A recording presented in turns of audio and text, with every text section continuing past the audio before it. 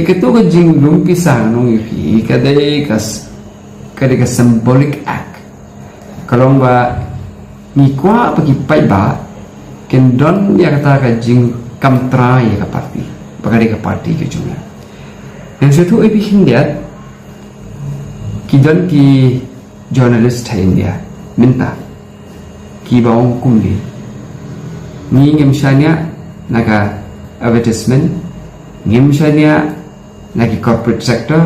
ngemshania haga political party hendengi shania hau paiba nambar hau paiba usil kiru kila menteri naga benta upaiba kata kanong rim juga voice of the people party kalong bagi paiba kin kamtrai ya ka party but kum banpin ikadak baka de ka party chung paiba ni pinmi ya ka tu ya bakin la ban ai ka jing kersan ka chung ki hagalian ka pisang nim ong to ai yo ai ka ba peace go be ban ai hoi inong yuki ka party chungi kamshania haga jing kersan pisa chungi contractor nimshania haga jing kersan pisa chungi businessman nim shania haga jing kersan pisa ki company ba nagjalan ni naba hinding ni shania hakata ka pangiong panginom pulut pisah ke poli election nang ba nginla ban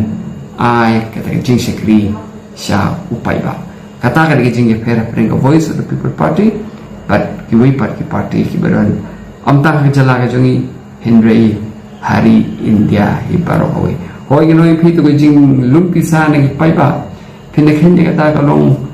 kado or ka berit mau jinggo cungi kelong keberit kemudian ya seolah kali tanggung ba arpo ar soja kunta yang bikin mau pakai exact mau pinkennya kata kebanyak ban kan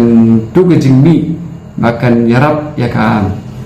ban nampai jinglut ka MP election ni ya ka jinglut chung ka party ngano EP ka dai ka pisah ka berit Henry ka tu paling ikan koridor sibune amde nak amount amde nak ka pisah ka pangiyo mo Henry ya ke jing chung pai ba but ya kata ke jing su chung pai ba bagani ke ka party ke jung ka tu kan oi ke ka symbolic act ka ba ini le ban tin bo pai ba udai ukan ra jong ka party ya kata ke ba ki pai ba ki o ben noi stingka atingka laitingka ka ba ki no ti suprai ka party ni ai ba kin tili ya kitu ki penok senyang laki lakbat ki pholak bat ki klur syaki political party balik itu kim nich na yeng ki bedu. That is my answer.